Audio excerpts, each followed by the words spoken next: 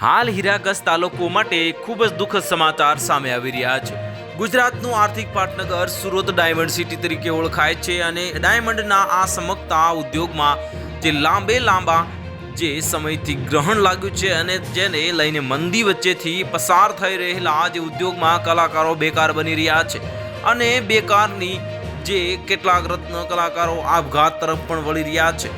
અત્યાર સુધીમાં 48 જેટલા રત્ન કલાકારો આપઘાત કરી ચૂક્યા છે અને ત્યારે રત્ન કલાકારો તો આપઘાત કરી લે છે પણ પાછળ જે પરિવારની સ્થિતિ અત્યંત દયનીય બને છે અને સુરતના અમરોલી વિસ્તારમાં રહેતા બોડકા ગામના જોડિયા જિલ્લા જામનગર જયંતિભાઈ વાત કરતા હતા ત્યારે તેમણે જણાવ્યું હતું કે તેમનો એકનો એક પુત્ર નિકુંજે આજથી 4 મહિના પહેલા ગળે ફાંસો ખાઈ લીધો હતો। રત્ન કલાકાર તરીકે કામ કરતો નિકુંજ છેલ્લા 2-3 મહિનાથી બેકાર બન્યો હતો જેને લઈને પરિવારમાં આવકનો કોઈ સ્ત્રોત ન હતો અને મકાન પર લીધેલી લોનના હપ્તા ચડતા હતા જેનાથી આવેશમાં આવીને આ પગલું ભરી દીધું હતું।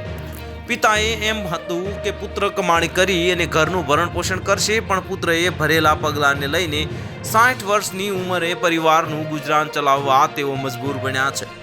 2 હાર્ટ એટેક આવી ગયા હોવા છતાં હાલ પરિવારનું ભરણ પોષણ આ પિતા કરી રહ્યા છે અને રૂપિયાની આવક નથી પણ તૈયાર માવા વેચી એક રૂપિયો જોડીને સાંજ પડતા પતિ પત્નીનું ગુજરાન થાય તેટલું 50 થી 100 રૂપિયાની કમાણી કરી રહ્યા છે।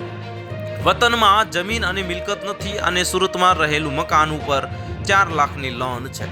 તો હાલ માટે આટલું જ, મળીશું નવી અપડેટ સાથે। જો તમને અમારા વિડીયો પસંદ આવતા હોય તો વિડીયોને લાઈક કરી દેજો, ચેનલને સબસ્ક્રાઇબ કરી બાજુમાં આવેલા બેલ આઇકનને દબાવી દો જેથી તમને આવા સમાચારની અપડેટ મળતી રહે।